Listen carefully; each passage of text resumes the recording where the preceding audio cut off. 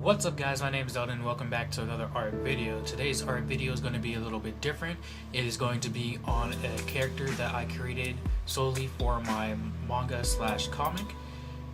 And if you follow me on Instagram, you've seen posts of him, like little snippets of him in the comic. Hopefully you guys enjoy the video. Let's see how it turns out. Okay guys, to start this off, just like any other picture, I am drawing down the basic guidelines in which I'm going to create my character with.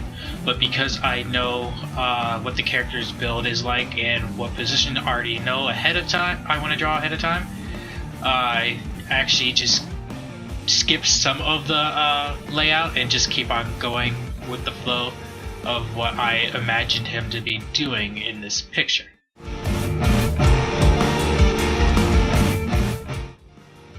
Just doing some muscle editing to make it more quote-unquote realistic, but not too realistic, still in the zone of anime and manga.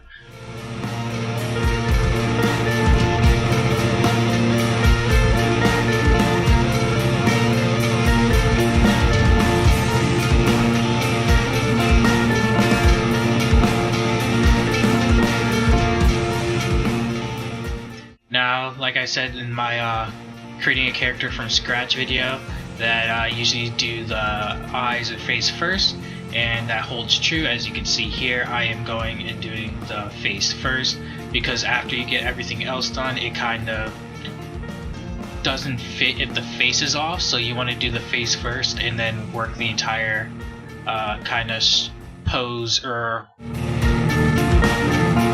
yeah, pretty much the pose in which the character is going to be in, so it fits with the piece and doesn't like stand out from the piece and make it look weird.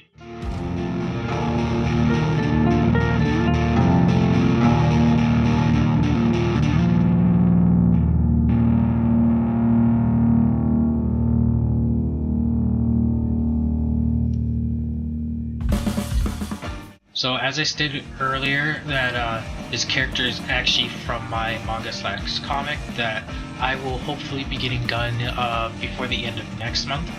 I have been working on this first chapter for like over a year, and then like school and then work got in the way, but now that I am taking off the semester for focusing more on my art, I am able to have more free time and will actually get the first chapter done, hopefully again around next month or before the end of next month.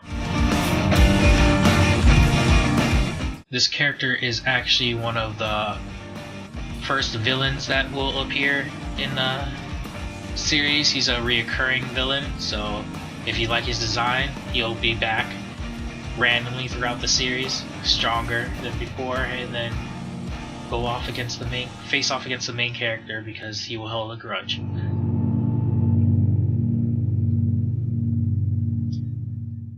To talk about this character, he like his design and whatnot, I actually had to make him up on the spot because I was like, I designed like a bunch of characters, but I forgot to design the first villain that appears, quote unquote villain that appears, to fight the main character.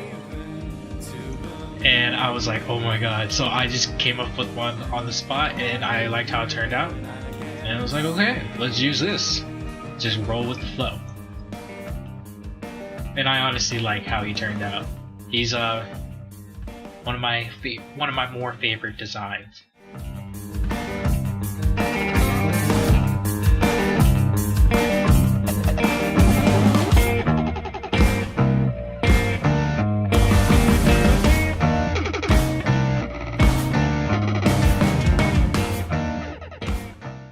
And then all of a sudden, there was an explosion behind him.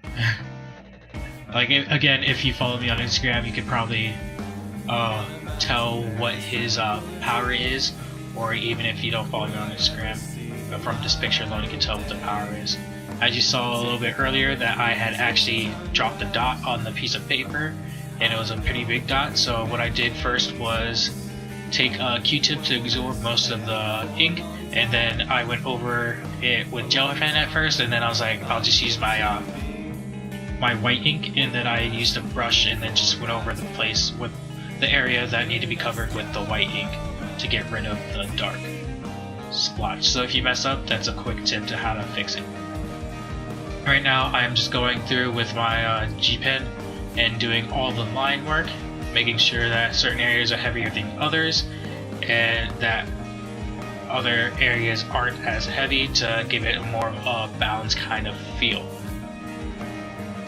I use the G pen for like 99% of this video for the inking, except for towards the end where I use a micron pen. Like I said before, the G pen's really fun to use, but when I first started using it, it was rather difficult. But once you get the hang of it, it's a lot better than use than like a micron, in my opinion, because you can adjust the ink flow however you want, so you don't have to switch out markers every now and again. The only downside is you have to keep on dipping it over and over again, and if you don't have the patience to do that, then this pen probably isn't for you, and you should probably stick with microns. And I have nothing against microns, as you see me use it before in other videos. This is just my preferred inking pen of choice.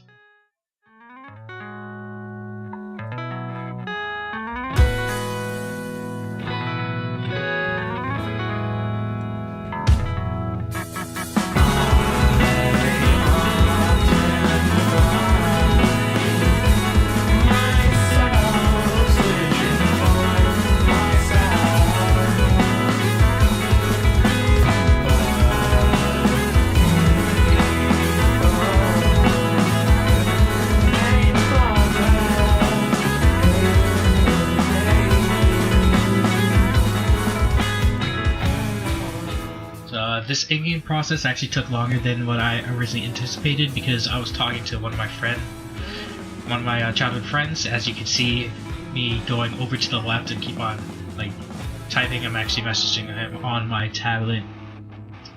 And so yeah, it took longer than I expected. It should have been done a lot quicker, but either way, it turned out really good in my opinion, because I was able to just take little breaks in between of inking and look back and see what I wanted to edit, and then what I felt was pretty decent that I didn't need to edit anymore.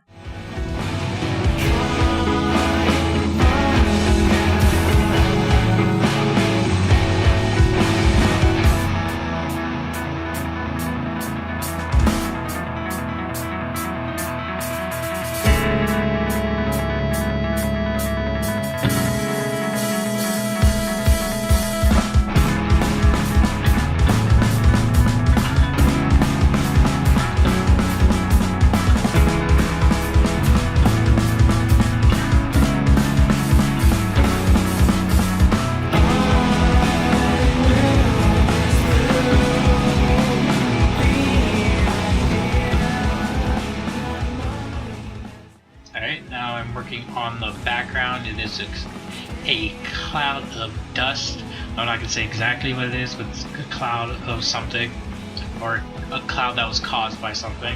And if you could guess by the picture here or by the posts on Instagram, then you're one smart cookie. It's actually not that hard to understand or guess what his power is, but you're one smart cookie for finding out anyways.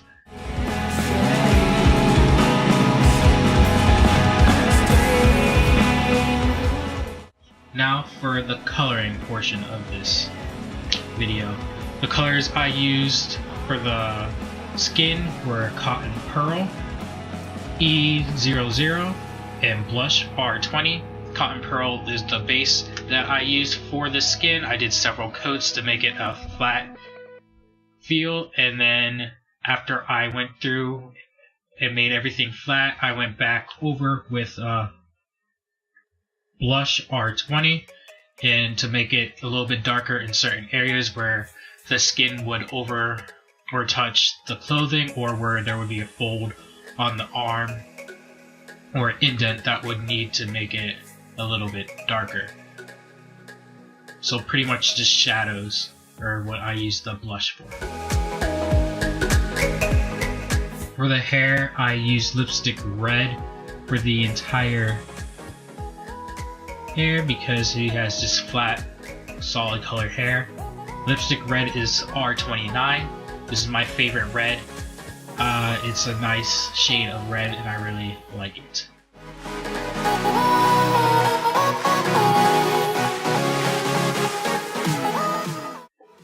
quick tidbit, like his hair was gonna be a different color, but I decided on red after trying out different colors, and I was like, I like it, it's pretty good.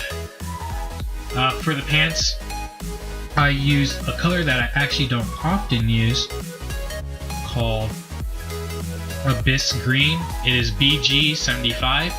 With the Abyss Green, I just went in the same direction throughout the entire piece, just to give it more of a raggedy kind of look, so like a washed jeans kind of look, not an entirely flat look. And for the shades on the shirt, because the shirt is white and I didn't have a gray Copic marker, I used a Faber-Castell marker, B marker. It's just like it's just one of the grays that comes in like a 4-pack or 6-pack. It did its job. It's not the same as a Copic marker, but it did do its job. I also used it in the background a bit to give it more of a shadowy feel in the puff cloud. For the background, I use my I use my wide Copic 110 marker. Did a couple coats of that and then went back over and did another coat to make it more flat. I only did this to make it so the cloud popped out more in the background. Right now I will throw up a B-roll and then the final picture. If you guys liked this video, then remember to like the video, comment, and subscribe to see more in the future. And if you guys like the music playing in the background, it is actually of my friend's band, and I will leave a link down to the page where you can listen to the songs, and also the name of the songs in the description. Alright, this is Elden saying peace.